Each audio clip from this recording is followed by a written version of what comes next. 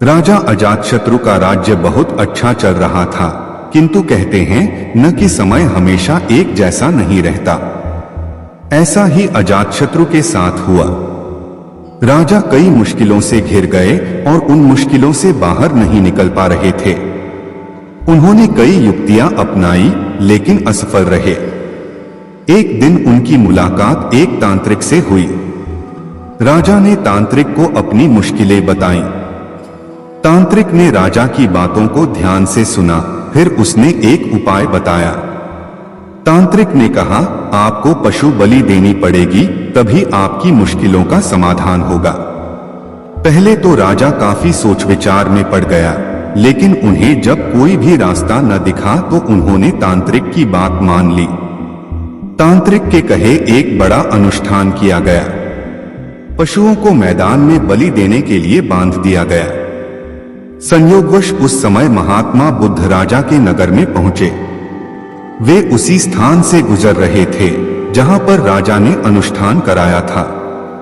महात्मा बुद्ध ने जब देखा कि निर्दोष पशुओं की बलि दी जाने वाली है तो वे राजा के पास गए और बोले, राजन, आप इन निर्दोष पशुओं को क्यों मारने जा रहे हैं? राजा बोले, महात्मा जी, मैं इन्हें मारने नहीं अपितु राज्य के कल्याण के लिए इनकी बलि देने जा रहा हूं, जिससे सारे राज्य का कल्याण होगा। महात्मा बुद्ध बोले, क्या किसी निर्दोष जीव की बलि देने से किसी का भला भी हो सकता है? थोड़ा सा रुककर महात्मा बुद्ध ने जमीन से एक तिनका उठाया और राजा को देते हुए बोले, इसे तोड़कर दिखाएं।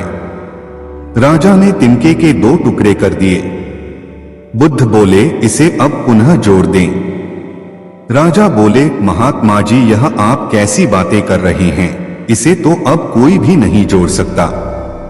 तब बुद्ध राजा को समझाते हुए बोले, राजन, जिस प्रकार इस तिनके के टूट जाने के बाद आप इसे नहीं जोड़ सकते, ठीक उसी प्रकार जब आप इन पशुओं की बलि देंगे तो यह निर्दोष जीव आपके कारण मृत्यु को प्राप्त होंगे और इन्हें आप दोबारा जिंदा नहीं कर सकते, बल्कि इनके मरने के बाद आपको जीव हत्या का दोष लगेगा और आपकी मुश्किलें कम होने के बजाय और भी कहीं अधिक बढ़ जाएंगी, क्योंकि किसी भी निर्दोष जीव को मारकर कोई भी व्यक्ति खुशी नहीं प्राप्त कर सकता। आपकी समस्या का हल निर्दोष जीवों को मारने से कैसे हो सकता है? आप राजा हैं, आपको सोच विचार कर निर्णय लेना चाहिए। अगर आप सच में अपनी मुश्किलों का हल चाहते हैं तो दिमाग से काम लीजिए, मुश्किलें तो आती जाती रहती हैं। यही जिंदगी का सच है। किसी निर्दोष जीव को मारने से समस्याएं नहीं समाप्त होंगी, बल्कि उसका हल आपको बुद्धि से ही निकालना होगा। बुद्ध की बात सुनकर अजातशत्रु उनके चरणों में गिर पड़े और अपनी भूल की क्षमा मांगने लगे। अजातशत्रु ने ऐलान करा दिया कि अब से उनके राज्य में किसी निर्दोष जीव की हत्या नहीं की जाएगी। बुद्ध के पास एक राजकुमार दीक्षित हो गया। दीक्षा के दूसरे ही दिन किसी श्राविका के घर उसे भिक्षा लेने बुद्ध ने भेज दिया। वह वहां गया। रास्ते में 2-3 घटनाएं ऐसी घटी, लौटते में उनसे वह बहुत परेशान हो गया। रास्ते में उसके मन में ख्याल आया कि मुझे जो भोजन प्रिय हैं, वे तो अब नहीं मिलेंगे। लेकिन श्राविका के घर जाकर पाया कि वही भोजन थाली हैं जो उसे बहुत प्रीतिकर हैं। वह बहुत हैरान हुआ। फिर सोचा, संयोग होगा, जो मुझे पसंद है वही आज बना होगा। वह भोजन करता है, तभी उसे ख्याल आया कि रोज तो भोजन के बाद में विश्राम करता था 2 घड़ी, आज तो फिर धूप में वापस लौटना है। लेकिन तभी उस श्राविका ने कहा कि भिक्षु, बड़ी अनुकंपा होगी अगर भोजन के बाद 2 घड़ी विश्राम करो। बहुत हैरान हुआ। जब वह सोचता था यह, तभी उसने यह कहा था। फिर भी सोचा, संयोग की ही बात होगी कि मेरे मन भी बात आई और उसके मन में भी सहज बात आई कि भोजन के बाद भिक्षु विश्राम कर ले। चटाई बिछा दी गई, वह लेट गया। लेटते ही उसे ख्याल आया कि आज न तो अपना कोई साया है, न कोई छप्पर है अपना, न अपना कोई बिछौना है। अब तो आकाश छप्पर है, जमीन बिछौना है। यह सोचता था, वह श्राविका लौटती थी। उसने पीछे से कहा, भंते, ऐसा क्यों सोचते हैं? न तो किसी की शया है न किसी का साया है। अब संयोग मानना कठिन था, अब तो बात स्पष्ट थी। वह उठकर बैठ गया और उसने कहा कि मैं बड़ी हैरानी में हूं, क्या मेरे विचार तुम तक पहुंच जाते हैं? क्या मेरा अंतःकरण तुम पढ़ लेती हो? उस श्राविका ने कहा, निश्चित ही। पहले तो सबसे पहले स्वयं के विचारों का निरीक्षण शुरू किया था, अब तो हालत उल्टी हो गई। स्वयं के विचार तो निरीक्षण करते करते क्षीण हो गए और विलीन हो गए, मन हो गया निर्विचार। अब तो जो निकट होता है उसके विचार भी निरीक्षण में आ जाते हैं। वह भिक्षु घबराकर खड़ा हो गया और उसने कहा कि मुझे आज्ञा दें, मैं जाऊं। उसके हाथ पैर कंपने लगे। उस श्राविका ने कहा, इतने घबराते क्यों हैं? इसमें घबराने की क्या बात है? लेकिन भिक्षु फिर रुका नहीं। वह वापस लौटा। उसने बुद्ध से कहा, क्षमा करें, उस द्वार पर दोबारा भिक्षा मांगने में न जा सकूंगा। बुद्ध ने कहा, कुछ गलती हुई, वहां कोई भूल हुई। उस भिक्षु ने कहा, न तो भूल हुई न कोई गलती, बहुत आदर सम्मान और जो भोजन मुझे प्रिय था वह मिला। लेकिन वह श्राविका, वह युवती दूसरे के मन के विचारों को पढ़ लेती है। यह तो बड़ी खतरनाक बात है, क्योंकि उस सुंदर युवती को देखकर मेरे मन में तो कामवासना भी उठी, विकार भी उठा था, वह भी पढ़ लिया गया होगा। अब मैं कैसे वहां जाऊं? कैसे उसके सामने खड़ा होऊंगा? मैं नहीं जा सकूंगा, मुझे क्षमा करें। बुद्ध ने कहा, वहीं जाना पड़ेगा। अगर ऐसी क्षमा मांगनी थी तो भिक्षु नहीं होना था, जानकर वहां भेजा है। और जब तक मैं न रोकूंगा तब तक वहीं जाना पड़ेगा। महीने 2 महीने, वर्ष 2 वर्ष, निरंतर यही तुम्हारी साधना होगी। लेकिन होशपूर्वक जाना, भीतर जागे हुए जाना और देखते हुए जाना कि कौन से विचार उठते हैं, कौन सी वासनाएं उठती हैं, और कुछ भी मत करना, लड़ना मत, जागे हुए जाना, देखते हुए जाना भीतर की क्या उठता है क्या नहीं उठता। वह दूसरे दिन भी वहीं गया। सोच ले उसकी जगह आप ही जा रहे हैं और वह श्राविका आपका मन पढ़ लेती है, और वह बहुत सुंदर है, बहुत आकर्षक है, बहुत सम्मोहक है, और वह मन पढ़ लेती है आपका। हाँ, मन न पढ़ती होती, यह आपको पता न होता, तो फिर मन में आप कुछ भी करते। आज क्या करेंगे? आज आप ही जा रहे हैं, उसकी जगह भिक्षा मांगने रास्ते पर आप हैं। वह भिक्षु बहुत खतरे में है, अपने मन को देख रहा है, जागा हुआ है। आज पहली दफा जिंदगी में वह जागा हुआ चल रहा है सड़क पर। जैसे जैसे उस श्राविका का घर करीब आने लगा, उसका होश बढ़ने लगा।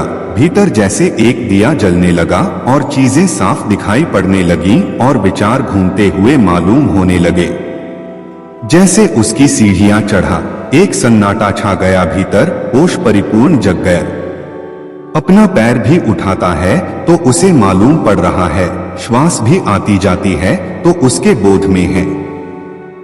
जरा सा भी कंपन विचार का भीतर होता है, लहर उठती है कोई वासना की, वह उसको दिखाई पड़ रही है। वह घर के भीतर प्रविष्ट हुआ, मन में और भी गहरा शांत हो गया। वह बिल्कुल जागा हुआ है, जैसे किसी घर में दिया जल रहा हो और एक एक चीज कोना कोना प्रकाशित हो रहा हो। वह भोजन को बैठा, उसने भोजन किया, वह उठा, वह वापस लौटा, वह उस दिन नाचता हुआ वापस लौटा। बुद्ध के चरणों में गिर पड़ा और उसने कहा, अद्भुत हुई बात। जैसे जैसे मैं उसके निकट पहुंचा और जैसे जैसे मैं जागा हुआ हो गया, वैसे वैसे मैंने पाया कि विचार तो विलीन हो गए, कामनाएं तो क्षीण हो गईं, और मैं जब उसके घर में गया तो मेरे भीतर पूर्ण सन्नाटा था। वहां कोई विचार नहीं था, कोई वासना नहीं थी, वहां कुछ भी नहीं था। मन बिल्कुल शांत और निर्मल दर्पण की भांति था। बुद्ध ने कहा, इसी बात के लिए वहां भेजा था, कल से वहां जाने की जरूरत नहीं। अब जीवन में इसी भांति जियो जैसे तुम्हारे विचार सारे लोग पढ़ रहे हों। अब जीवन में इसी भांति चलो जैसे जो भी तुम्हारे सामने है वह जानता है, तुम्हारे भीतर देख रहा है। इस भांति भीतर चलो और भीतर जागे रहो। जैसे जैसे जागरण बढ़ेगा वैसे वैसे विचार वासनाएं क्षीण होती चली जाएंगी। जिस दिन जागरण पूर्ण होगा उस दिन तुम्हारे जीवन में कोई कालिमा, कोई कलुष रह जाने वाला नहीं है। उस दिन एक आत्मक्रांति हो जाती है। बिना सेवा विद्या नाही। धीरे धीरे शाम ढलती जा रही थी, अंधेरा गहराता जा रहा था। बुद्ध के शिष्यों के चेहरों पर थकान साफ झलक रही थी। बुद्ध समझ चुके थे कि शिष्यों को विश्राम की आवश्यकता है। अतः उन्होंने एक सुरक्षित स्थान देखकर शिष्यों को रुकने का आदेश दिया। कुछ समय पश्चात एक शिष्य ने बुद्ध से प्रश्न किया, भंते, क्या विद्या को किसी से बल द्वारा भी सीखा जा सकता है? कदापि नहीं, विद्या को केवल सेवा भाव से ही सीखा जा सकता है। इसी संबंध में मैं तुम्हें एक बहुत बलशाली राजा की कथा सुनाता हूं, सुनो। एक फकीर था। वह जंगल में घासफूस की कुटिया बनाकर रहता था। उसे एक विद्या आती थी। वह पीतल को सोना बना देता था, लेकिन इस विद्या का प्रयोग वह तभी करता था जब उसे उसकी बहुत आवश्यकता होती थी, और वह भी गरीबों के फायदे के लिए। एक दिन एक बहुत ही गरीब ब्राह्मण उसके पास आया। उसको अपनी लड़की का विवाह करना था और उसके पास एक फूटी कौड़ी भी नहीं थी। उसने फकीर को अपनी परेशानी बताई। फकीर ने समझ लिया कि यह सचमुच परेशानी में है। उसने पीतल के एक बर्तन को सोने का बनाकर उसे दे दिया और कहा कि इस बर्तन को बेचकर उन रुपयों से अपनी बेटी का विवाह कर लेना। ब्राह्मण उस बर्तन को लेकर एक सुनार की दुकान पर गया। जब उसने सुनार को वह बर्तन दिखाया तो सुनार को संदेह हुआ। ऐसे फटेहाल आदमी के पास सोने का बर्तन हो न हो, यह राजा का ही है। सुनार उसे पकड़कर राजा के पास ले गया। राजा ने पूछा कि क्या बात है, तो उसने सारी बात सच सच बता दी। बात सुनकर राजा के मन में लालच आ गया। उसने सोचा, फकीर को बुलाकर यह विद्या अवश्य सीखनी चाहिए। यह सोचकर उसने ब्राह्मण को तो छोड़ दिया, साथ ही अपने एक सिपाही से कहा कि जाओ और उस फकीर को पकड़कर ले आओ। सिपाही गया और थोड़ी देर में ही फकीर को लेकर आ गया। राजा ने कहा, फकीर, तुम पीतल को सोना बनाना जानते हो? फकीर बोला, जी हां। राजा ने कहा, यह विद्या हमें सिखा दो। फकीर निडरता से बोला, नहीं, मैं ऐसा नहीं कर सकता। जानते हो मैं कौन हूं? राजा ने कड़क कर कहा। फकीर बोला, जानता हूं, खूब अच्छी तरह से जानता हूं। राजा को बहुत गुस्सा आया। उसने कहा, मैं तुम्हें 15 दिन का समय देता हूं। अगर इस बीच तुमने मुझे विद्या सिखा दी तो ठीक, नहीं तो फांसी पर लटकवा दूंगा।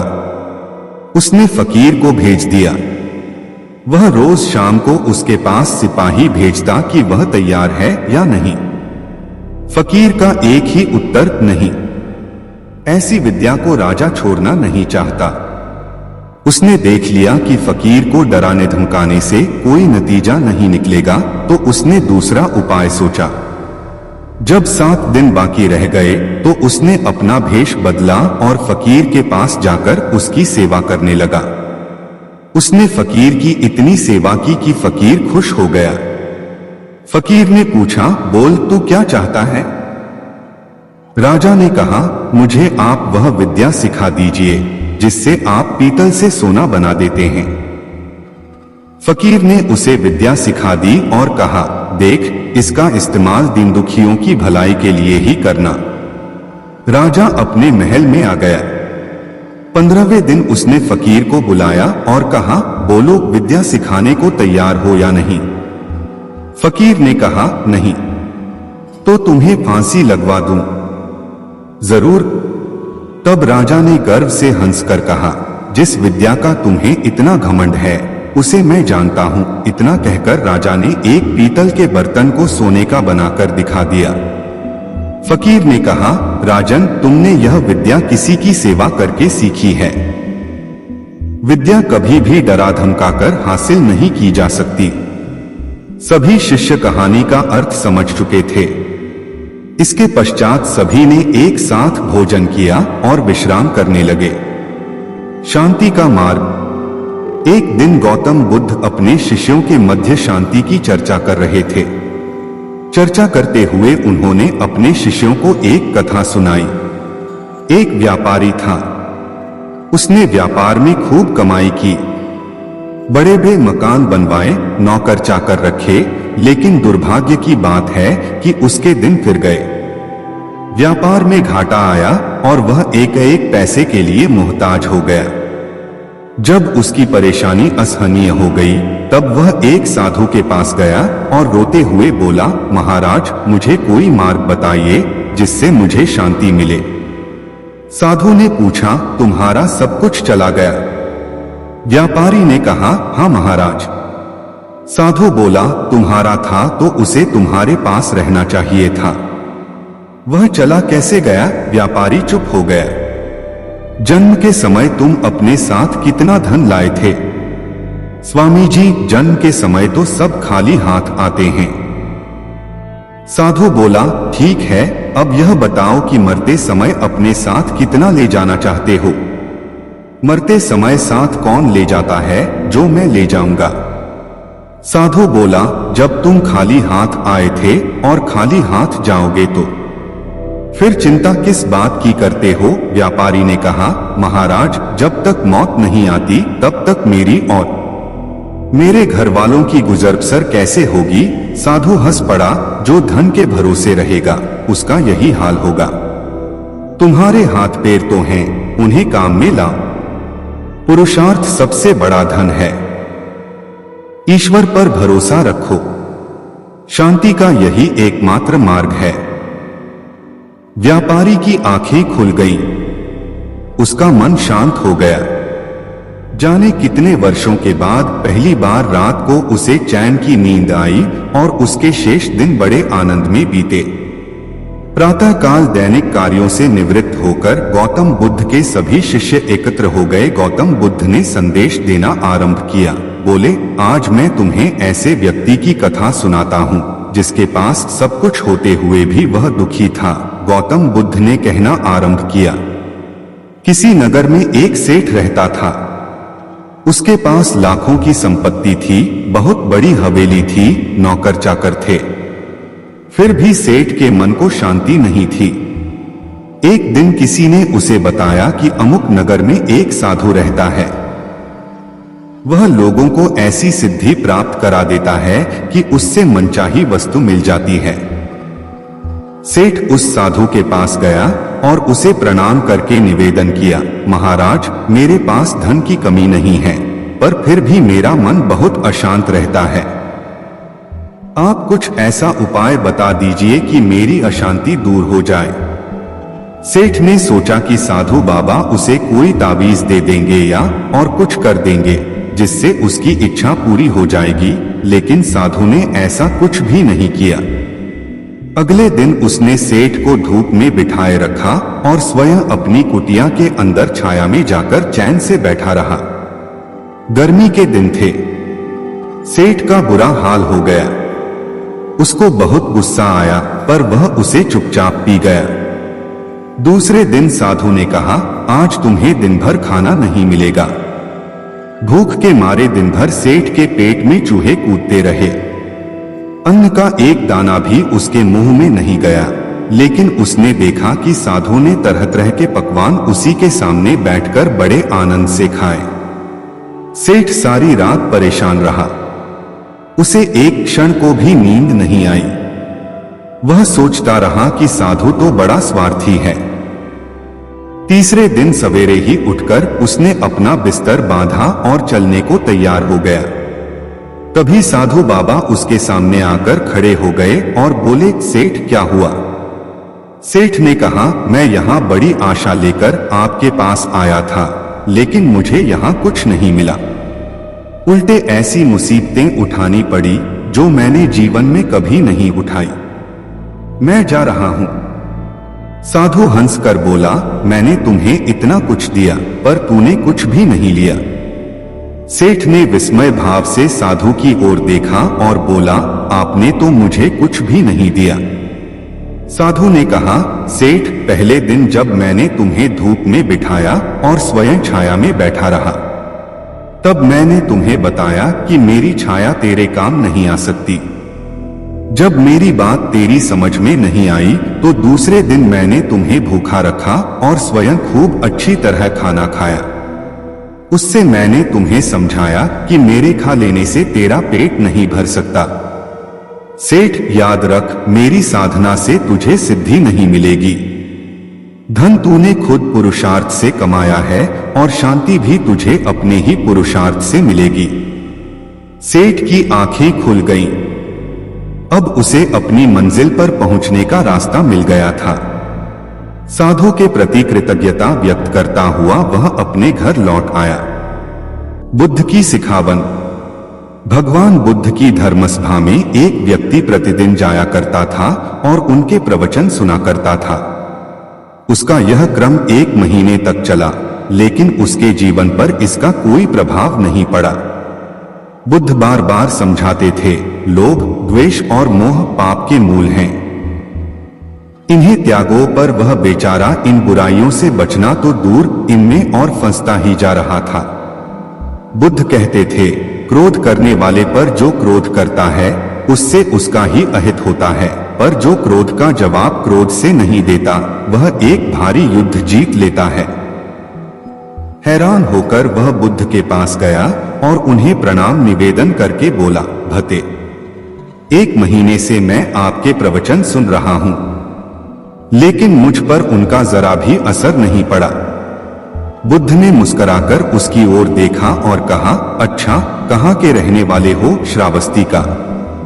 यहाँ राजगृह से श्रावस्ती कितनी दूर है? उसने बता दिया। कैसे जाते हो वहां? सवारी से। कितना समय लगता है? इतना, उसने हिसाब लगाकर बता दिया। ठीक, अब यह बताओ, यहां बैठे बैठे राजगृह पहुंच गए, यह कैसे हो सकता है? वहां पहुंचने के लिए तो चलना होगा। बुद्ध ने बड़े प्यार से कहा, तुमने सही कहा, चलने पर ही मंजिल पर पहुंचा जा सकता है। इसी तरह अच्छी बातों पर असर तभी पड़ता है जब उन पर अमल किया जाए। उपदेश का मोल। गौतम बुद्ध एकांत स्थान पर बैठकर साधना में लीन थे। कुछ देर के पश्चात उन्होंने अपनी आंखें खोली तो अपने प्रिय शिष्यों को सामने पाया। सभी शिष्य गौतम बुद्ध से कुछ जानने के लिए आतुर थे। एक शिष्य ने आगे बढ़कर कहा, भंते, हम जानना चाहते हैं कि उपदेशों का वास्तविक मोल क्या होता है।